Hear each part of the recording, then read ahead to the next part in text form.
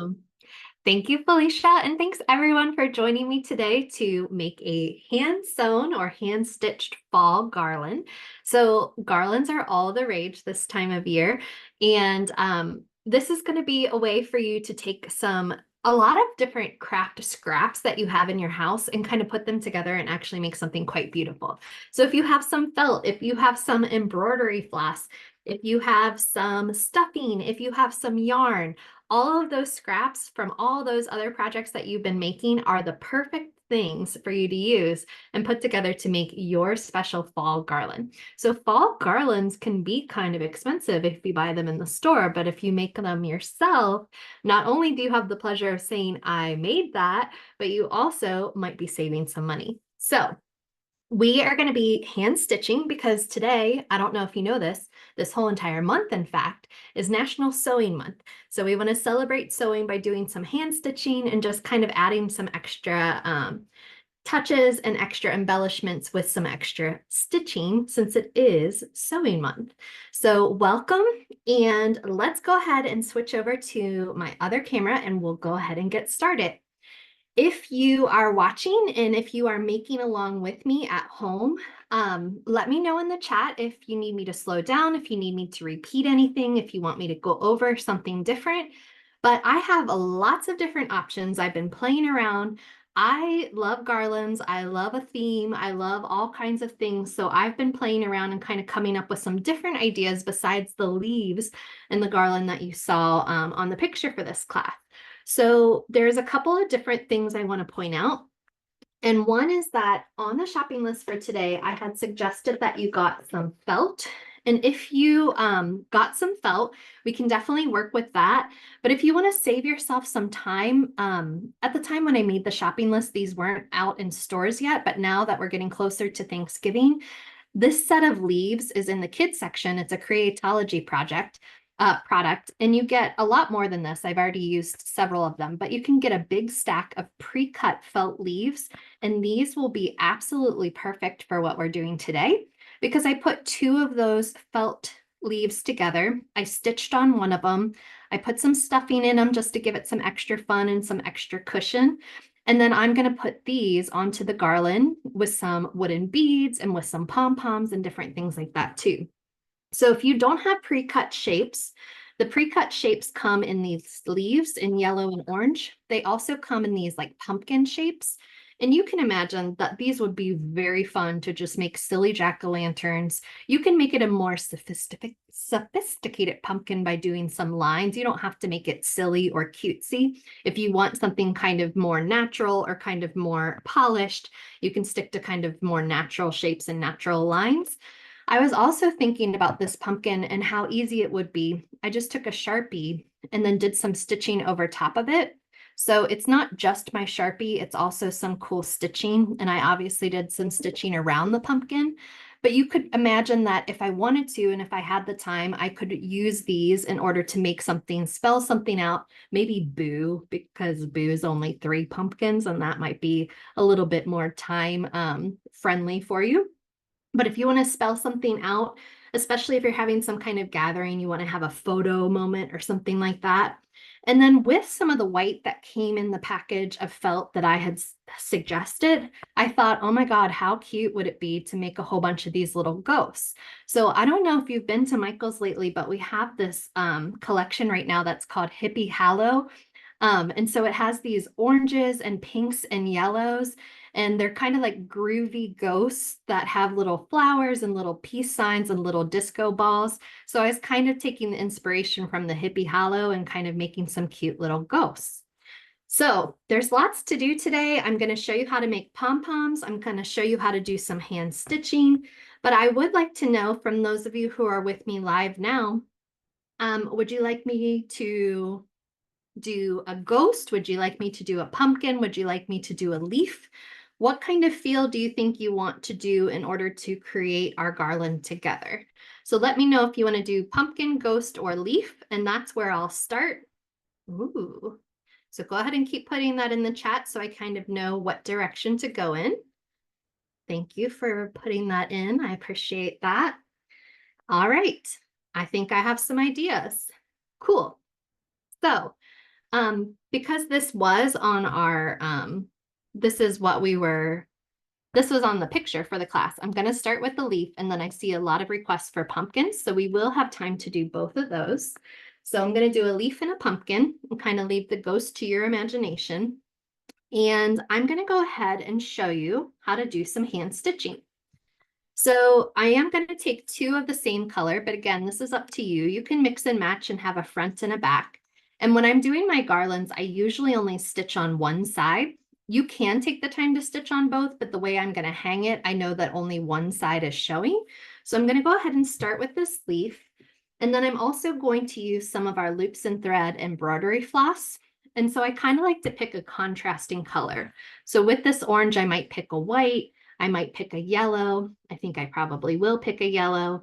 And you're just going to go ahead and pull from your embroidery floss, probably about 2 feet, maybe 1.5 feet of embroidery floss. And I have some beautiful embroidery needles. Now with my collection of embroidery needles, I like to have something that has a pretty large eye, and it still has a relatively sharp point. So once you get into really large sizes of embroidery needles, if the eye is big, sometimes you have a more dull needle. And to go through this felt, you're still going to need a pretty significant point to be able to poke through it. You also have options. So if you have embroidery needles laying around the house, and if you try to go and put the embroidery floss through the embroidery needle and you can't quite fit it, you can take down the number of strands of floss. I'm a little bit on the wanting to do this faster side. And so I picked a needle on purpose that I don't have to pull any of my threads out of my embroidery floss, and I can just go with the entire thing. If you didn't already know, most embroidery floss breaks down into either 6 strands or 8 strands. So if it is too thick to fit through your needle, you can peel off some of those strands, kind of like peeling off Twizzlers or peeling off a banana. And you can get down to less number of strands, which will fit through your needle better. So I just tied a knot at the end. I don't have too much embroidery floss because I don't want to go crazy, because then it'll get tangled. But what I'm going to do is I'm just going to kind of make some stitches. So with this knot on the back, this is the front of my leaf, and I'm just going to poke through from the bottom to the front. And I'm going to do kind of like some traditional leaf kind of stitching to make it look like kind of straight lines. And this first stitch I'm doing is called a running stitch. So a running stitch is just going up and down the fabric, up and down, and leaving kind of like a dashed line. So here's me going down, just a little bit ahead of where the thread came up. And I'm pulling it all the way through, being careful it doesn't get caught on that end. And I've made my first little stitch. The running stitch is different than a back stitch, because a running stitch is going to leave some space. So I'm going to leave some space before my next stitch, and I'm going to go up, and then I'm going to go back down, and it leaves kind of like a dashed line, which is a fun and easy stitch to really kind of make some designs on this leaf to kind of show off the different color string on top of this really pretty felt. And these cutouts are perfect. If you didn't have the luxury of finding these cutouts, these are some other, I just took some pieces of felt and cut some different leaf shapes out myself. So leaves are very organic. They don't have to be perfect. They don't have to all be the same. So feel free to kind of cut out your own shape. Just make sure you cut 2 of exactly the same size, because we are going to sew them together, and we are going to stitch them up and make them kind of like little puffy pillows. So yeah, I am just kind of freehanding this. I'm definitely not sketching it out. If you want to sketch it out, if that helps you, you can, but I kind of, it's one of those, if I make a mistake, it's not really a mistake, because it's a leaf and maybe somebody stepped on it, or maybe somebody raked it to the side, and maybe it will just look like that. So who knows what they're supposed to look like. So I'm kind of branching off, and I'm going to do a kind of a straight line going this way and a straight line going this way. And I might do one more set of straight lines too, just to kind of outline some of what would be raised on the leaf. Like if you were actually feeling it with your fingers, you might have that raised little bits of the leaf right there. And I'm also not being super careful about starting stitches. I'm definitely not taking the time to tie off and start again and tie off and start again, because all of this is going to be on the inside and it really doesn't matter. So I'm going to do another line going towards my center line right here. And I'm just doing this running stitch by pushing down through the felt and up through the felt. And I'm just leaving little bits of space in between each one of my stitches. And so it's just that easy to do some hand sewing. There are other embroidery stitches, like I mentioned, the back stitch. You can also add beads. We had a really great class by Danielle Wick last week where she was embellishing a jean jacket by using embroidery floss and beads. So you can picture that if I wanted to add some beads to these leaves, that would give it another really cool dimension. And I'm not even caring about going from here to here. I'm just poking back up through here and grabbing that little piece and adding a line as symmetric as I can make it, but I'm not worried too much about making it perfect. And do a couple more stitches up here. And then I'm going to show you a stitch called the whip stitch, if you're not already familiar, that I'm going to use to kind of put both of these pieces of leaf together. So here we have a really nice, quick, easy design. Some of the other designs I made almost look like little just sprinkles or little just dashes here and there, so they don't have to be in a beautiful pattern. You can also make them curved. You don't have to make straight lines. You can kind of just make diagonals. You can make stars. You can do whatever you want to on this. I'm going to tie this off and finish this up.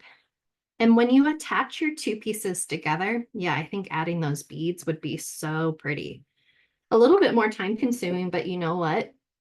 I think it's going to be worth it. They'll have some extra shine. I'm going to be putting these two leaves together, so make sure that they're both in the same direction. You don't want one that's backwards. That's not going to match up perfectly.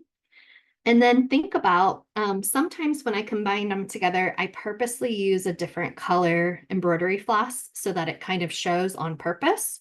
Or sometimes I try to use a very similar embroidery floss. I bet you can't even really see that yellow, so that it kind of disappears and it's not important to my design. If you use the same color and it fits right in, you can make a lot more mistakes and you can go a lot more quickly because you're not going to really be paying attention to that. If you are using a different color, you're probably going to want to take more time and kind of make your stitches nice and even, because they are going to be showing and they are going to be noticeable. So I'm going to take a color as close to my orange as I can. And I'm going to grab some of this, another probably, I like to call it like a wingspan. If I stretch my arms out, that's about how much I'm taking of the yarn or of the embroidery floss. And then I'm going to carefully thread this through my needle. And I think on the shopping list for today, I did put some little metal things that can help you if you're having a hard time getting the thread through the needle. There are some little tools, needle threaders, that can help you with that. Just a little piece of wire that goes through the needle itself. And then it's going to be much easier for you to fit that floss through the embroidery needle. Now, I did just tie a knot at the end of this, and I'm going to start at the stem, but you can honestly start wherever you want to. And because this is a knot, I'm only going through one layer of my felt. I'm not going through both layers. I'm going through one layer and I'm pulling it all the way through. And this is for me to be able to hide my knot. So now my knot is just on that one layer and it's hidden. And with that being done, now I'm ready to start what's called a whip stitch. And the whip stitch is just going to keep going around and around and around in order to attach these two together. So here's my thread that just came up from the stem. I'm going to go down to the bottom of both layers, go through both layers and come up with a stitch, pull it all the way through, and kind of lay that stitch that you are going to be able to see down nice on my felt. And then I'm going to go up a little bit further and I'm still going through the bottom, coming up, and I'm going to make this next stitch. So this going up from the bottom and coming up and going up from the bottom and coming up every single time is making what's called a whip stitch. And so you'll notice that I'm kind of following this line, and I'm not going to follow it super closely because I am going to kind of move fast.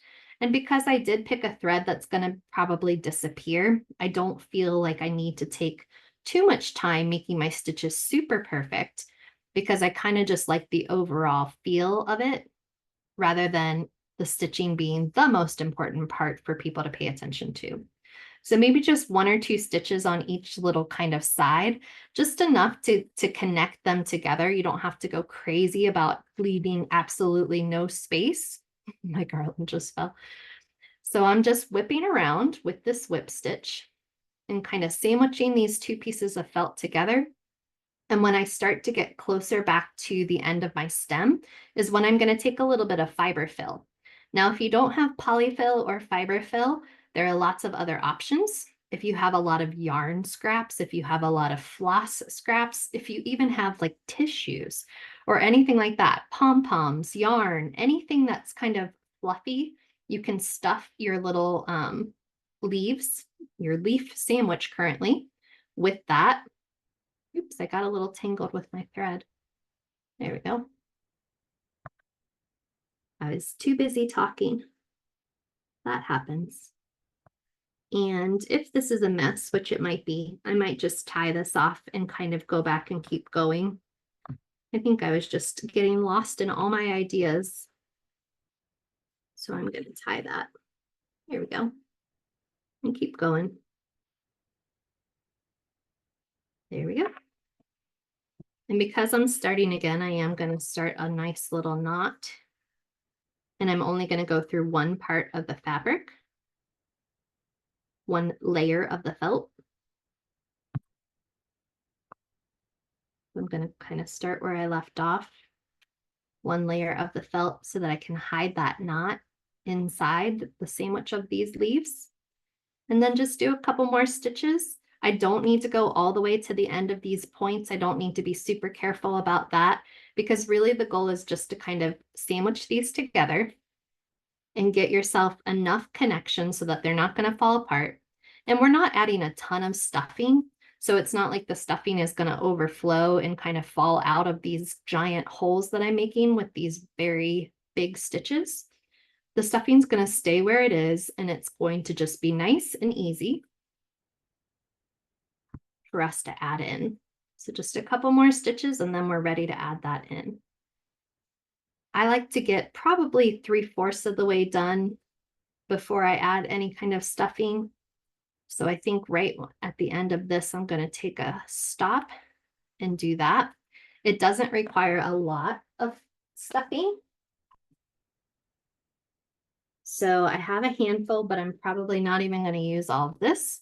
I'm just going to take a little tiny poof. And I'm going to go ahead and poof it into this side. I'm going to take another tiny little poof and I'm going to poof it towards the top.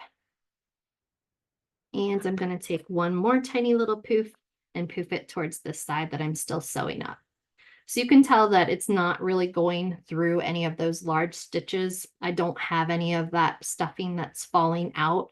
So really these big, quick stitches are just fine for what we're doing. So I just have a couple more to finish up, and then we'll tie off a knot and we'll be done with our first leaf. You can make your leaves different colors. You can make them all the same. All of that is up to you. Maybe your garland will have some leaves and some pumpkins, or some ghosts and some pumpkins, or some letters, whatever it is that you want to do. So here I'm at the end. I've already stitched this. There's no stuffing in the stem, so I don't feel the need to like be super careful down here either. And I'm just going to take my needle and go through this last bit of the stitch to pull a knot. And I'm going to pull that knot kind of close. And then I'm going to tie one more knot and call it. And this leaf is officially done, and we're ready to move on to another piece of our garland. All right. So I am going to work on a pumpkin too. Here's our first leaf. It's nice and fluffy, and it just has some extra stitching to add some extra color and extra interest. And you can do your stitching differently. You don't have to do straight lines. You can do curves. You can do sprinkles. You can do whatever it is you want. You can even just make polka dots all over it or add beads like I mentioned before. Whatever you want to do. We will come back and do a pumpkin because I heard some people say they want to do pumpkins. So again, people who are interested in pumpkins, tell me if you want to do like a jack-o'-lantern kind of pumpkin, or tell me if you want to do like a real sophisticated pumpkin with like pumpkin lines. So let me know in the chat if you'd prefer a cutesy pumpkin or a real pumpkin. And before we come back to the pumpkin, thank you for putting that in the chat. I am going to show you how to make pom-poms next. So we will make sure we have all the elements of our garland before we come back and do another felt piece. So here is what we call a pom-pom maker. These pom-pom makers by Clover are really awesome. The set that I suggested comes with 2 different sizes. So you can make one that's about 2.5 inches big, and you can make one that's almost 3.5 inches big using these different pom-pom makers. If you've never used a pom-pom maker before, you are in for a treat because these things are fun. They are fast, they are easy, and kids love them too. So it is something you can kind of give somebody else a job to do if they want to help make this. So I suggested some Impeccable yarn, which is a loops and thread yarn. There's so many different colors of the Impeccable yarn. So there's this beautiful like guacamole color. There's a pumpkin orange. There's definitely yellows, blues, purples, all different kinds of things. So depending on what kind of feel you're going for or what colors look best with what you have going on, you can pick any kinds of Impeccable thread, floss, not floss or thread, Impeccable yarn. And all of these are going to work great with your pom-pom maker. Again, it's a scrap buster. So if you have some chunkier yarn or you have some different colors from some other project that you're done with, all of those are going to work and all of those are going to be great for pom-poms. So here's just some extra scraps I have from a project I've done before of this orange. And here's how you use a pom-pom maker. So what's cool about a pom-pom maker is that you have these plastic little tabs and they have these little, this side has these little pieces right here. And you're going to pull these pieces down and then it kind of makes this horseshoe. This horseshoe is where you're going to put a bunch of yarn and then you're going to close it up and you're going to open up the other side and add yarn. And this is gonna seem like magic, but it is well thought out. It's a beautiful design for making these, and they come so well done once you pull them out of the pom-pom maker. So here's how I'm gonna start. I opened my pom-pom maker just by kind of pulling on these 2 little levers and pulling it open to make that U shape. I'm holding it in my left hand, and I'm going to use my thumb right here where there's a little indentation, and that's where I'm going to hold my yarn when I first start my pom-pom. And then this is the fun part. I just wrap and wrap and wrap and wrap and wrap. And the more that I wrap, the more that I fill up, the thicker my pom-pom is going to be, the more strings that my pom-pom is going to be made out of. So notice how I'm kind of going along the whole entire U, and I'm just going to keep going back and forth. It does not have to be perfect. The strands can cross over top of each other. You don't need to carefully put one little piece next to each other. You can really do this quick and kind of random and kind of just keep going back and forth. And how thick your pom-pom maker is how much yarn you could potentially put onto it. So as long as it closes back up, it's fine for you to put that thick amount of yarn. And you do want to get all the way to where the lip of this is and all the way to the lip on this side with your yarn. If you want to throw in other colors, I can show you how to do that too. So I'm just wrapping this around, and this is kind of the fun part. Easy, fun, fast, getting a bunch of yarn on there.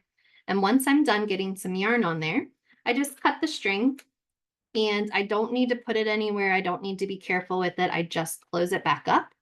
And that's the first half of my pom-pom done. And now I'm going to go to the other side with these little lips right here. And I'm going to pull these and open up the other side. So I am right-handed, and for whatever reason, I like holding it like this.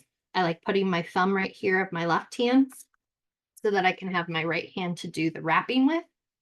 So this is open now in this U shape smiley face.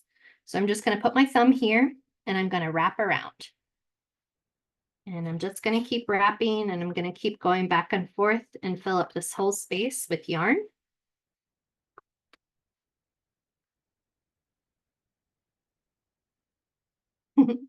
I'm dancing around this little makeshift skein I have of some of the scrap yarn I happen to have. Yesterday we were doing an amigurumi crochet cow together. So I have some extra white, I have some extra brown, I have some extra black from my cow. And I happen to have this orange from a pumpkin I made last year. So I'm going to keep filling up to around the lips of these and wrap. And these pom-pom makers come in lots of different sizes. So there's a different pack than the one that I suggested that has teeny tiny ones, medium-sized ones, and super large ones again. So grab a couple of packs of those and grab some friends and kind of have like a fun craft night together where you can make a bunch of these pom-poms. So now that I have both of these sides filled, here comes the magic part. So I'm going to take my scissors, and the pom-pom makers have grooves.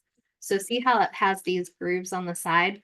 What I'm going to do with my scissors is I'm going to cut through those grooves, and I'm basically making the pom-pom by cutting through the yarn. And this is a fun part too, when that yarn starts to pop open like that on you. That's pretty cool. So you're keeping the pom-pom maker circle closed as you're cutting through that yarn and kind of starting to get the pom-pom going. And I'm just cutting through in those grooves. I just have my scissors in that pom-pom groove and cutting that. And then to finish it off, I'm going to take a longer length of yarn, and you're going to wrap it around where this green part is showing through on my pom-pom maker. Forgot to cut one or two of them.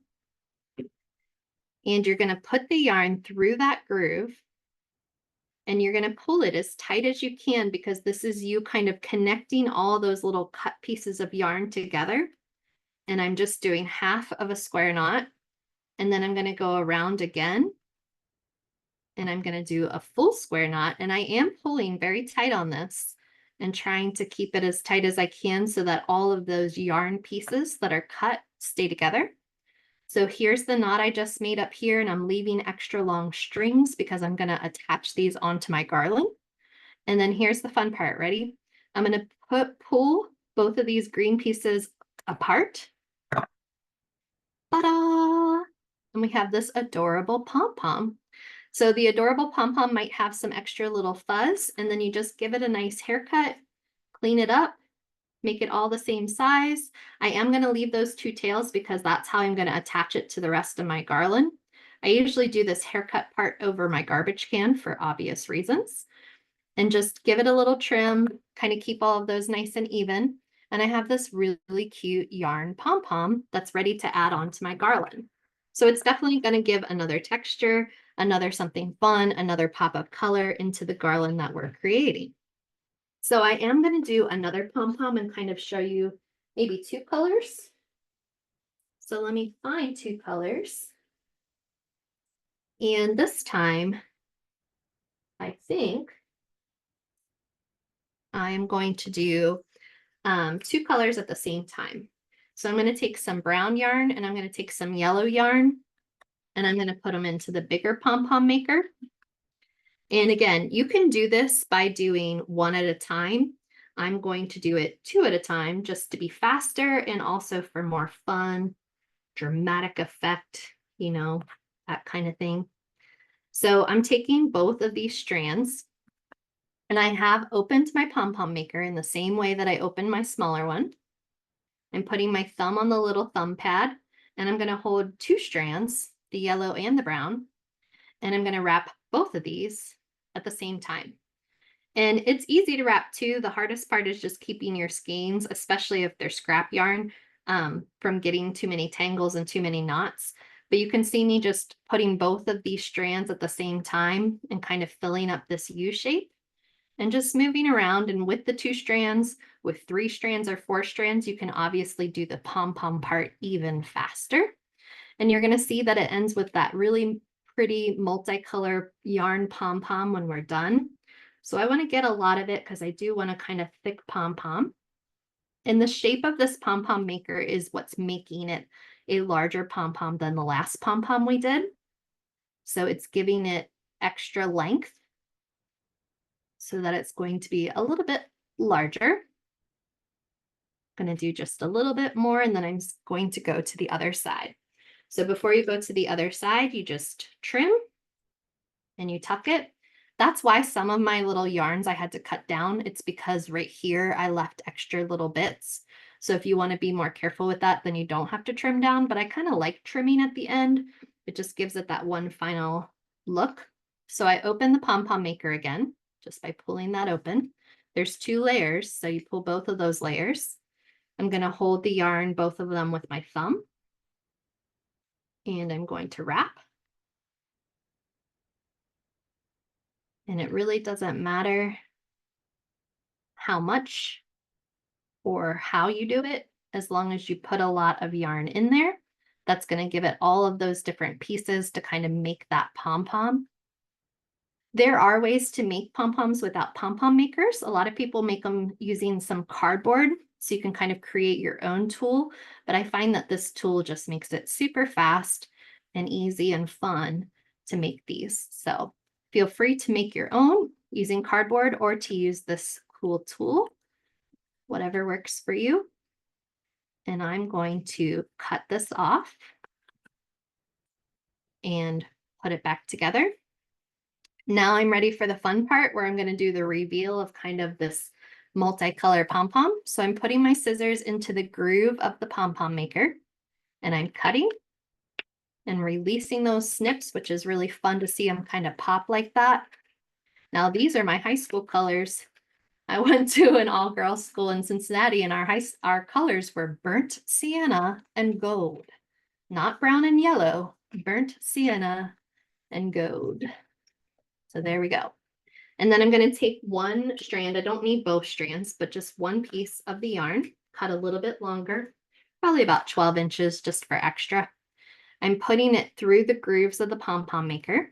Doesn't matter where you put it through, as long as you pull it through nice and tight.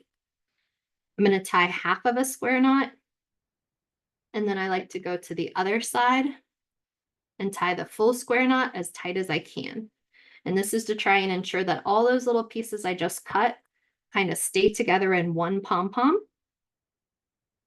And I do want those extra tails, these 2 long pieces right here, so that I have something to attach to the garland. So now is the fun part where I'm going to pull these 2 pieces apart. I'm just literally pulling these 2.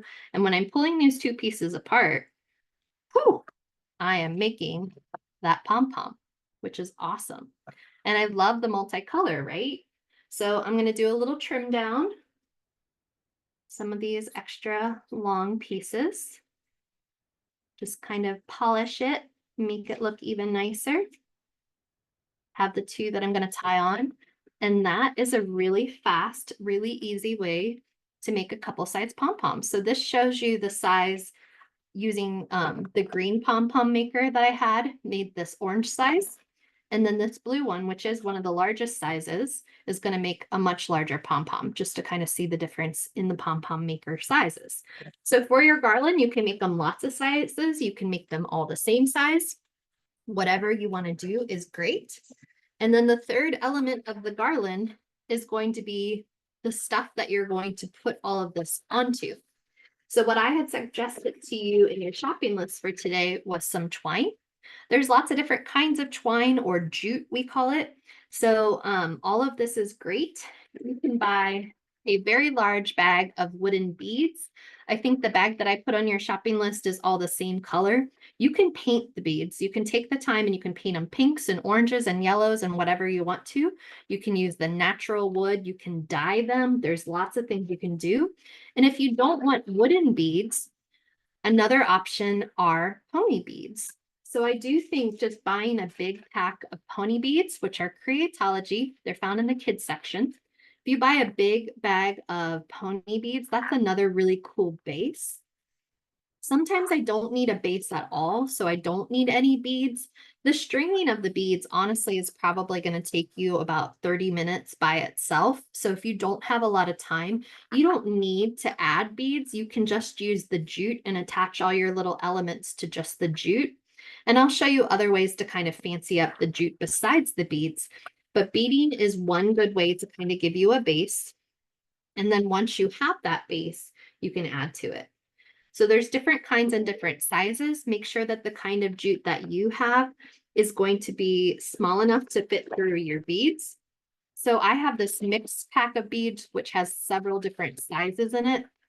So some of the sizes might be harder to actually thread through, and it might be a little bit time consuming. So then you might want to switch to a thinner kind of jute. You can also use yarn if you don't want to use any of this jute at all.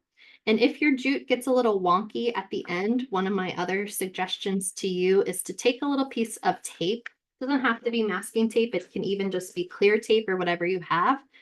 And I like to kind of almost make myself like a fake needle by just kind of twisting some tape down here. And then by twisting some tape down here, I'm able to kind of give it a stiffer edge for it to be able to fit those beads through. And you can kind of make that thinner if you're going to have a harder time with smaller beads. And it just makes it easier and faster for beading purposes. These beads are a little bit small for my jute, especially since I added that. But a lot of times that can be exactly what you need in order to get it through. And I know that the pony beads are going to fit on this particular jute much easier. So those just slide right on with no problem at all. So pay attention to the size of your wooden beads. And if you get the size that I suggested, which I think are 8 mm, you should have no problem putting them onto this jute. But if you do have smaller beads or a mixed bag of sizes, then you might need to use a smaller bit of twine or jute in order to make that work for you. All right, so I think we have the 3 elements going on. We have some hand-stitched felt, we have some pom-poms, and we have some jute that either has beading or no beading that we can kind of attach all of these together. So I'm going to attach all of these together and show you how to kind of complete a project. And then I'm going to go back and do a little bit more hand stitching with the pumpkin. So if you have any questions so far, if there's something that you think I may have skipped over and not covered, let me know so that I can come back and help you with that. I'm going to take some of these beads, so you can pretend like these are wooden beads, or you can use pony beads, or it can just be plain jute, whatever you prefer. And I'm going to show you how I attach all these elements together. So I have this stitched and finished, and I have this stitched and finished. So I usually cut, it again depends on where you're going to put it. And so then that kind of depends how many different shapes you might want. So if you have 6 feet, you might want 4 or 6 different felt shapes and then do some pom-poms and things in between. If you have a smaller length, if you only have about 2 feet, then maybe you only need 2 little felt pieces and you can add some other touches. So all of that part is kind of dependent on where you are and where you're going to put this. But the way I'm going to attach this, I'm going to show you, is going to use some embroidery floss again. So I'm going to take my embroidery needle and I'm going to take some embroidery floss. And I'm going to go ahead and thread this needle. And I'm just going to create a little stitch on the back of my work that's going to add a little bit of floss to give it something to hang onto your jute. I think I did a bad job of threading this one. Oh, nope, I didn't. I got it. All right, so here's what I usually do. This is the good side, and this is the other side. And so I'm just going to make a stitch, not going all the way through both layers, just going through the top layer. And I'm just putting 1 stitch through. And I'm taking this embroidery floss, and I'm leaving plenty of length in my tails. And I'm going to tie a little knot here. And then I'm going to leave these tails. And what is going to happen with these tails is I'm going to use these tails to attach it to my jute. And so then that kind of puts it a little bit higher than where the beads are to kind of stand out nicely. You can let it dangle if you want it to dangle, but a lot of times you don't want that extra dangle. You want it to be nice and close with your bead line so that when you lay it down or when you place it where you're going to place it, it goes exactly where you want it to be. Now, another little tip with placement of your different elements is if you have a big bead strand, and you want to find the middle, put all your beads together or put your jute together and find the middle. And then you can go ahead and place that center focal point right there in the middle. If I have two, like I do right now, you could also break it. So maybe I'm going to break it into thirds by lining it up like this, which means these are my two spots that I'm going to put my placement of my beads. And then I'm going to have 2 equal parts on the other 2 sides. So now that I have this tied on the back, I can just take and split those 2 embroidery flosses and tie them onto the jute. And I'm just using a knot. And if this isn't the right placement, they do slide pretty well along this jute, so you can kind of move it around. But you can always cut this off and kind of do a whole different set of stitches if you don't end up liking the placement or if you want to change around where the colors are. So I'm going to take a little bit of orange floss on this next one. And I'm going to do the same thing where I'm going to give it something to attach to on the back. So just a little piece of orange floss going through my embroidery needle.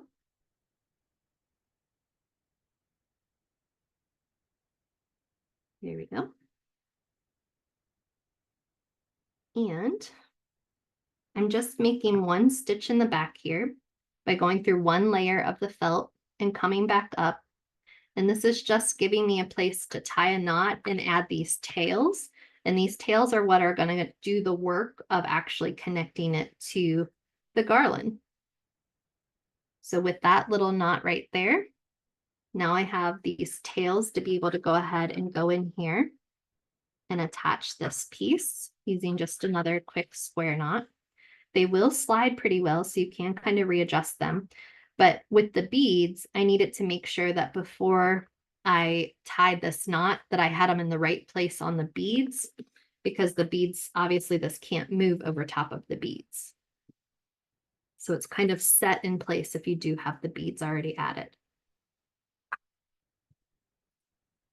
So there we have this so far.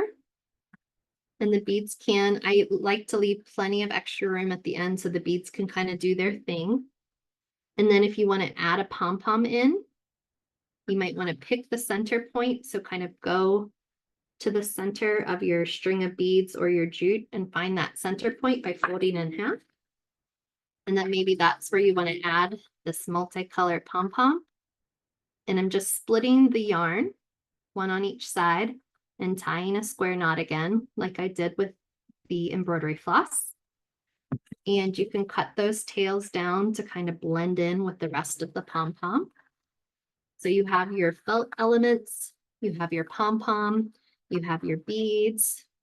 And then another fun thing I want to add is if you have sheets of felt, or even if you just have regular felt, another easy thing with some of your excess felt is you can cut little strips. So this is probably about 1/2 inch thick I'm cutting right now. And I would guess this is about 5 inches thick. And you can also use that to tie on little kind of like little flags, little extra pieces of fabric. You can use ribbon, you can use fabric, you can use felt, you can use whatever you want in order to kind of keep filling up your garland with some extra different elements and some extra different designs. So there's lots of holiday ribbon too, lots of fall colors. Another good way for you to add color to your garland if you want to do color. And I think that is pretty much the basics. So we did some hand sewing. We sewed together the felt. added some stuffing to give it kind of 3 dimensions. We made our pom-poms and we attached them all to jute using either some beads or using some wooden beads, some pony beads, or just plain jute. You can also attach in the same way that I did kind of these little flags of fabric. You can do that same kind of thing with yarn too. So you can just have some different bundles and little ties of yarn so that you just have some more colors splattered around your garland. So I think all of this is looking great, and I hope that some of you are able to make your own garland. And if you don't mind sharing, you can post a picture of it on Instagram, and then you can tag us at Learn with Michaels, and then all of us can see what you created, and we can kind of be excited about what we're going to make next too. So I am going to finish off with a pumpkin that some of you are asking about, and I think I'm going to use some black. And I think I am going to go a little bit more jack-o'-lantern. But before I do jack-o'-lantern, I also want to show you, if you were going for a more sophisticated pumpkin, I would probably pick a color, maybe a green, maybe a yellow, or a white. And I would just kind of stitch some lines that kind of follow the curves of the pumpkin. And that's what I would do for a more sophisticated kind of pumpkin. So keep that in mind if that's kind of the style you're going for. But if you're going for cutesy, this is going to be really easy and really fun. This might be something that you want to try with kids too, if you have a family. But hey, kids don't get to have all the fun. You can just do this by yourself. No stopping you. So I'm going to cut a little piece of embroidery floss and go through my needle.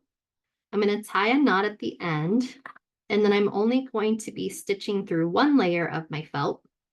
This is a pre-cut pumpkin, but you don't have to buy the pre-cut pumpkins. You can easily find a pumpkin to trace and make yourself a nice little pumpkin. So this is going to be the good side. So I'm going to come up from the bottom and I'm going to make some classic triangle eyes. So I'm making a stitch that goes across to make the bottom of my triangle eyes. And then I'm going to pick a point that they're going to go to. So here's my point. I'm sticking my needle through the felt right there. And I'm going to finish up that triangle by going back to this corner. I'm going to come up through this corner right here.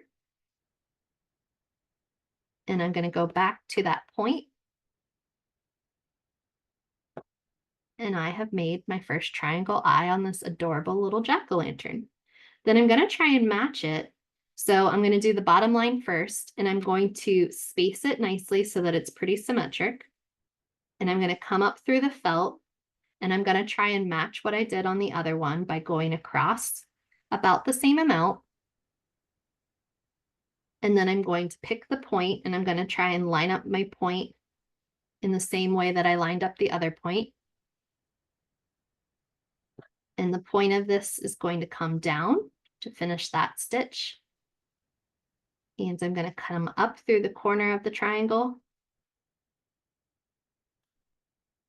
And I'm going to make this stitch.